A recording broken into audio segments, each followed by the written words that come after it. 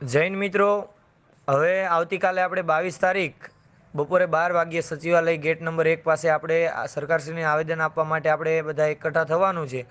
તો વધુમાં વધુ સંખ્યાબળ આપણે બધાએ સાથે મળીને તમારું સર્વસ્વ આપી અને જેટલી પણ સંખ્યા વધે એવા પ્રયત્ન આપણે કરીશું.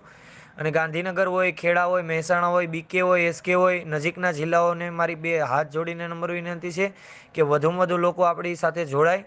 અને આગામી કાલના રોજ કોઈ કાર્યક્રમ ગાંધીનગરની અંદર એવો નથી કે આપણે અડચણરૂપ આવી શકે. તો કોઈએ મગજની અંદર એ નથી સૂસી બેસાડવાનું કે ભાઈ કાલે તો કાર્યક્રમ હશે તો આપણું આવેદન છે એ આપણે આપી શકશું કે નહીં. કોઈ પણ પ્રકારનું આયોજન એવું અહીંયા છે નહીં. કોઈ અન્ય જિલ્લાઓની અંદર પીએમ સાહેબનું કાર્યક્રમ છે, પરંતુ ગાંધીનગરની અંદર અત્યારે કોઈ પણ પ્રકારનું એ રીતે આયોજન નથી. અને હોય તો પણ આપણે કોઈ રજૂઆત એવી આપણે રજૂઆત જ કરવાની છે. આપણે કોઈ એ પ્રકારનું દંગલ નથી કરવાનું. તો શાંતિપૂર્વક આપણે ગાંધી ચિંધ્યા માર્ગે જે આપણી રજૂઆત સરકારશ્રીને પહોંચાડવા જવાના છે. તો વધુમાં વધુ લોકો સાથે જોડાજો અને જેટલા પણ મિત્રો છે આવો સૌ સાથે મળીને આપણે આપણો હક લઈએ. તો બધા જ મિત્રો જેટલા પણ વધારે માથા ભેગા થશે એટલો મુદ્દો આપણો હાઇલાઇટ થશે.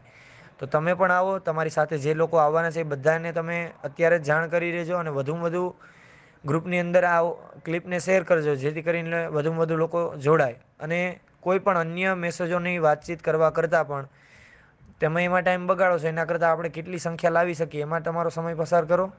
તો કાલે બધા જ મિત્રો આપણે સચિવાલય ગેટ નંબર 1 ઉપર 12 વાગે મળીશું. અને ત્યાં જઈ અને કોઈ મિત્રોએ આડાઅવડી કંઈ વાતચીત નથી કરવાની. શાંતિપૂર્વક તમે ઊભા રહેજો. બધા જ મિત્રો 12 વાગે પહોંચી જાય એટલે આપણે એમાંથી કોઈ 5 ઉમેદવાર છે અંદર રજૂઆત કરવા માટે જઈશું.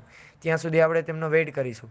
તો અન્ય કોઈ મેસેજ ન ગ્રુપમાં કરી અને કામની જે વાતો છે એ જ કરો.